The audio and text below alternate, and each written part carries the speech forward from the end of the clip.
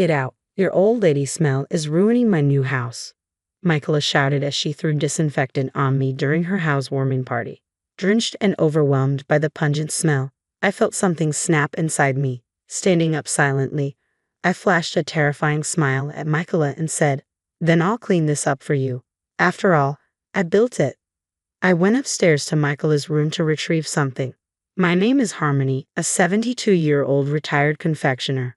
More precisely, I was a patissier who ran a cake shop until a leg injury forced me into retirement. Now, I help my son and his wife who have taken over the business and live a modest life. Harmony, you must be happy your son took over, people would say at the tea parties I occasionally attended.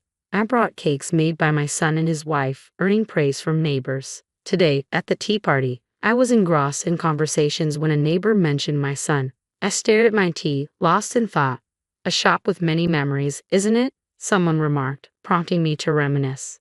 Indeed, my life had been full of ups and downs. I opened my patisserie at 35 after a decade of training in France. Upon returning, my parents opposed the idea, saying a cake shop in the countryside wouldn't work. I defied them, saying, "I'll do it my way," and opened my shop. It became popular in 6 months, becoming the talk of the town. My French trained skills were praised, attracting customers quickly. My once opposed parents came to respect and fully support me. "Time to think of the next new creation," my husband Daniel said, supporting our cake shop while preparing for the next day. "Summer is tough for sales. Maybe a cold dessert would be a hit."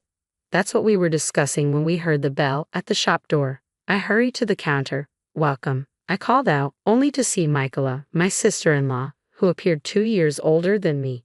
She was always flamboyant, having moved from the city. She dressed to stand out, enjoying the attention. Today she wore an actress hat and sunglasses, not fitting for the countryside. Honestly, I disliked her. Her hurtful remarks and belittling of our cake shop were intolerable. Being a doctor at a university hospital, she flaunted her income and education, but only when my brother Kendrick wasn't around. I was deeply annoyed by her cowardice. Boring as ever. "The decor's outdated and it's dusty. Do you even clean?" Michaela said, worried her fancy clothes would get dirty. I couldn't hide my annoyance and responded curtly, "Did you come just to say that?" "I just stopped by on my way to my new house. Why else would I visit such a place?" she replied, looking around carelessly and picking up a cookie, placing it roughly at the register. "I can't see the shop lasting, but I'll contribute to the sale since you're Kendrick's sister." She bought a mere $7 cookie with that attitude. Who could warmly welcome such a sister-in-law? If she were Kendrick's wife, I'd have her out of here immediately. As I wrapped the product, grappling with these complaints in my heart, Michaela continued her tirade. "Poor Kendrick, having such a failure for a sister. He said he gave up on his own shop because of you." Her words struck my heart painfully. Kendrick had generously helped finance my shop's construction when I returned and found no support. Only Kendrick stood by me.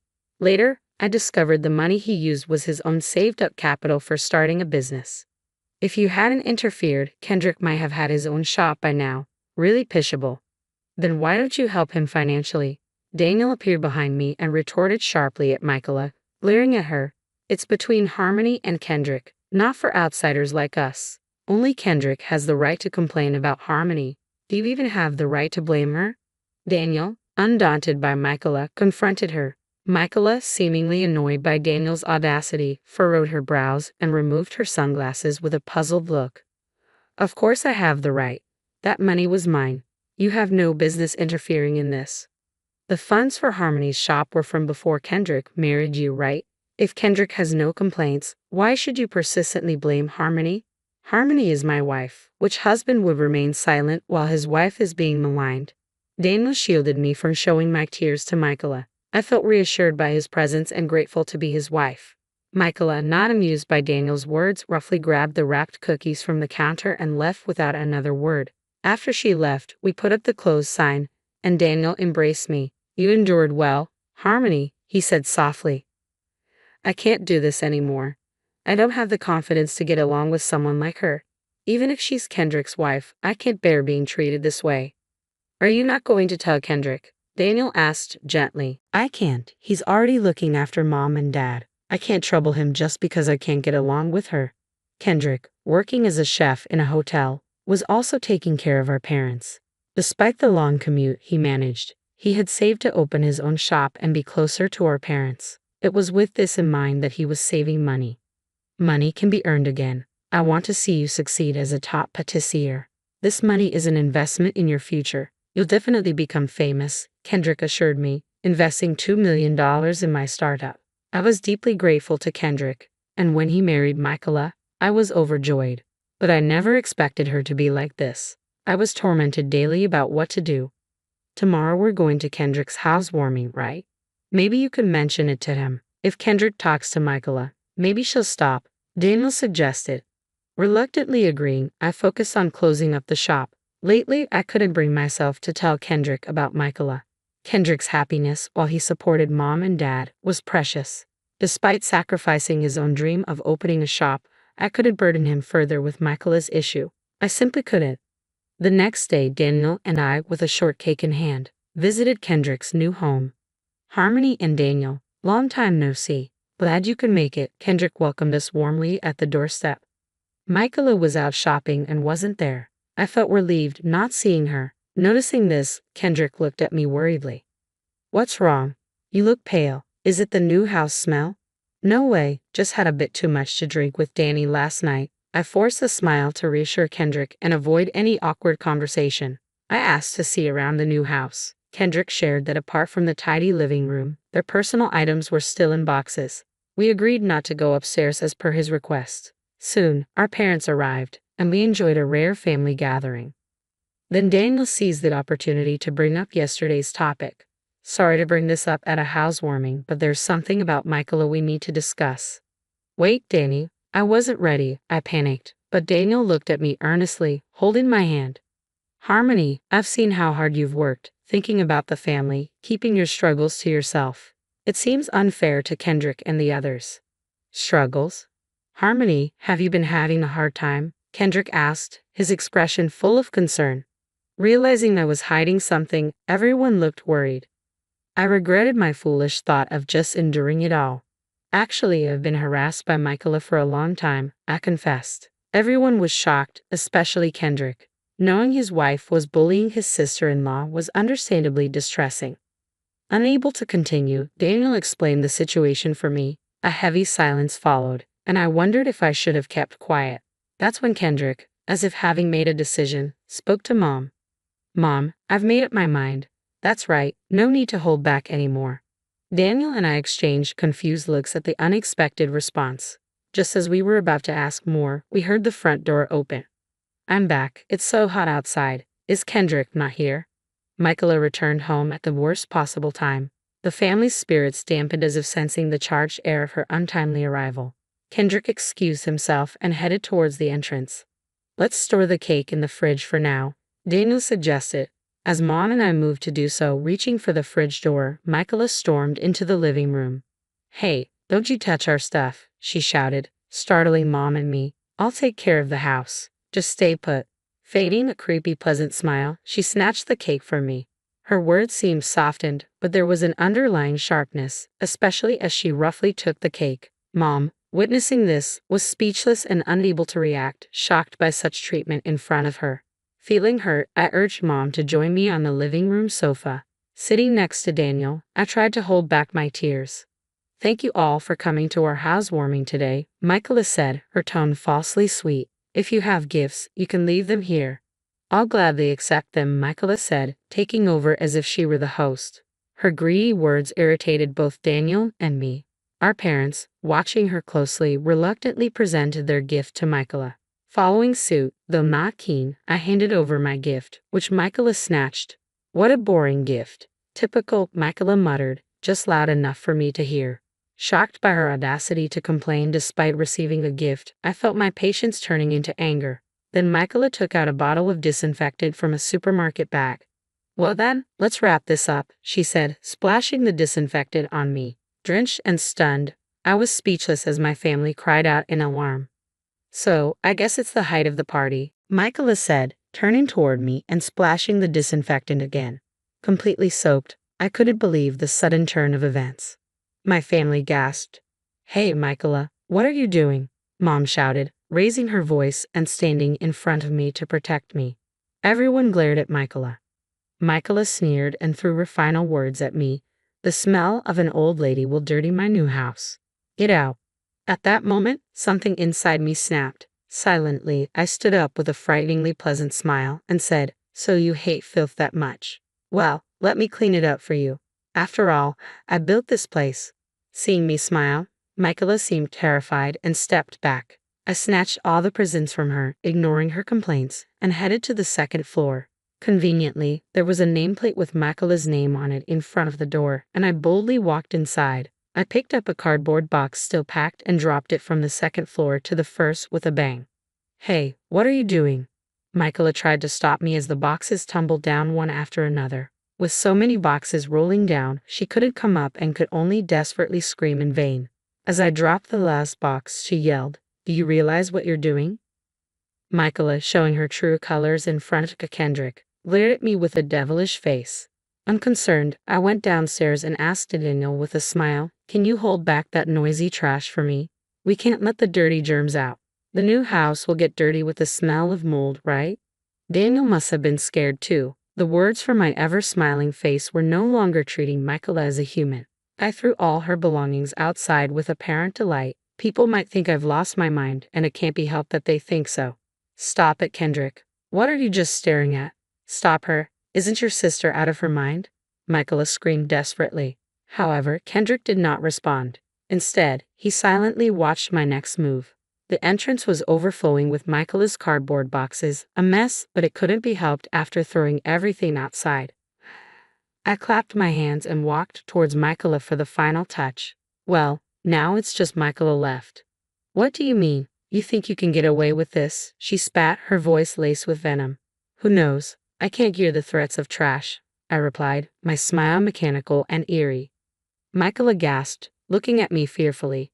Without paying her any more attention, I instructed Daniel to kick her out along with her slippers. "Hey, stop. No, Kendrick, help me." Michaela begged Kendrick for help, but he had no intention of listening to her. At this point, I understood what Kendrick and the others meant. There wasn't a single person on her side here. "Get out if you understand. This is my house after all." "What? What are you talking about?" Before Michaela could finish, Daniel dragged her out, pushing her outside the entrance. He immediately closed the door, double-locked it, and even chained it. Michaela, now completely unable to enter, was left outside in the summer heat. She banged on the door and screamed for about 10 minutes, but her strength gradually waned. To make matters worse, neighbors came by and started whispering about her shabby appearance. "Mommy, look, that lady is outside in her slippers," a child said, pointing. "Hey, don't do that. Don't point," a parent chided, though even passing children mocked Michaela. For someone so full of pride, this public humiliation was hell. She crammed all her belongings into her car and fled the scene that day. Seeing this, I regained my composure and hastily turned to Kendrick. "What should we do, Kendrick?" "I'm sorry, that was?" "It's okay, I know the situation. Besides, we should be the ones apologizing," Kendrick said gently. He suggested we go back to the living room where Mom had prepared tea and cake. I borrowed clothes from Kendrick and quickly changed to avoid catching a cold. After changing, we all sat down, trying to find some semblance of normalcy amidst the chaos. I sat on the living room sofa as Kendrick began explaining why he had been silent all this time. "That woman was actually harassing Mom in the same way," he said. "What?" I was shocked by this sudden revelation. Daniel and I looked at Mom in surprise. "It all happened when I wasn't around," Mom continued. "She constantly harassed and mocked me, even made fun of you. It was really terrible. Michaela had been bad-mouthing you every time we met, suggesting that your poor upbringing was due to my bad parenting. She claimed that if we had more money, Kendrick wouldn't have had to struggle. That's what I confessed to Kendrick yesterday." Kendrick nodded. "Mom told me everything, and I decided that since you built the house, we should explain the situation to you and your family before deciding what to do next. That's what led to today." Michaela, who even tormented Mom, could never be forgiven. Trembling with anger, I clenched my fists so tightly that my nails dug into my palms. Seeing this, Daniel gently placed his hand over mine. "Harmony, I know how much you care about family. Maybe you don't have to endure this anymore," Daniel said softly. "After hearing all this, I definitely can't go on with her either," I said, my resolve solidifying. Inspired by Kendrick's determination, I steeled myself to teach Michaela a lesson. We pledged to act, and the next day, my phone was flooded with a storm of calls from Michaela, Kendrick, Daniel, and I decided to meet her alone. What do you mean by kicking me out of the house? You won't get away with what you did. Michaela's shrill voice echoed as she entered my office. Wearing the same clothes as yesterday, with dark circles under her eyes from lack of sleep, she looked miserable. Her loud voice was irritating, but I didn't let it show. Instead, I smiled sweetly, further infuriating her with my words. I cleaned up because you said the new house gets dirty, right? What? I don't want someone as ugly as you in the house.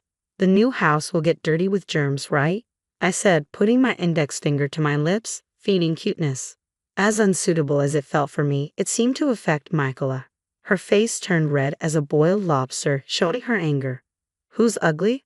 I'm far more beautiful than a third-rate woman like you, she spat. To say that with the same clothes as yesterday and such a dirty face. Impressive, I replied, my voice dripping with sarcasm. Whose fault do you think it is that I ended up like this? Michaela retorted, doubling down on her previous provocations. A woman like you, acting all high and mighty, I said, meeting her gaze steadily. The tension in the room was palpable, and I knew there was no turning back now. I taunted Michaela, which angered her enough to lunge at me. Daniel quickly stood protectively in front of me, and Kendrick, usually mild-mannered, showed his anger for the first time. Enough. You're in no position to talk down to Harmony and her family, he said firmly.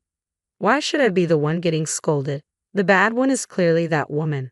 Michaela remained defiant, even against Kendrick's words. She must have looked down on Kendrick as well.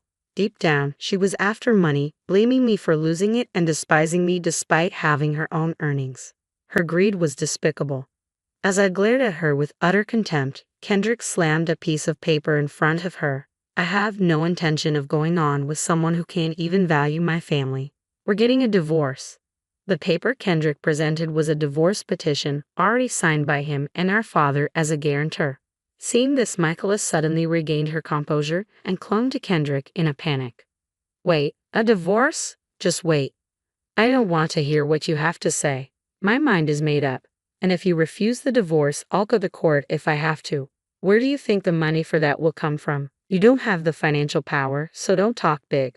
I'll support you financially, so don't worry. Michaela tried to act humble, but Kendrick's words revealed her true nature again. Now that we had proof of her looking down on Kendrick financially, we could crush her without remorse. Smiling, I intervened between them. Didn't you know? Besides this store, I have several others. Michaela looked at me, confusion and desperation in her eyes. She was trying to comprehend what she had just heard, but I didn't give her a chance to respond. You thought you could manipulate Kendrick for his money? You thought wrong. Her face turned pale as the realization of her situation set in. The tables had turned, and she knew it. Kendrick, Daniel, and I stood united, and there was no way she could worm her way out of this. Kendrick gently but firmly pushed Michaela away from him. It's over, Michaela. Leave and don't come back. Defeated, Michaela had no choice but to leave. As she walked out, her once arrogant demeanor was replaced with a sense of utter defeat. We watched her go, feeling the sense of relief and closure. Turning back to Kendrick and Daniel, I felt a weight lift off my shoulders. Thank you, I said, my voice filled with gratitude. Kendrick smiled warmly. We're family, we protect each other. I have enough financial power to fight you, I said, causing Michaela to gasp in surprise. A TV show had previously featured one of my regular customers praising my shop. The reporter raved about its beauty and deliciousness, leading to its popularity. Requests for more stores came flooding in, and now I have a nationwide chain. Kendrick was the only one who supported the opening of my shop.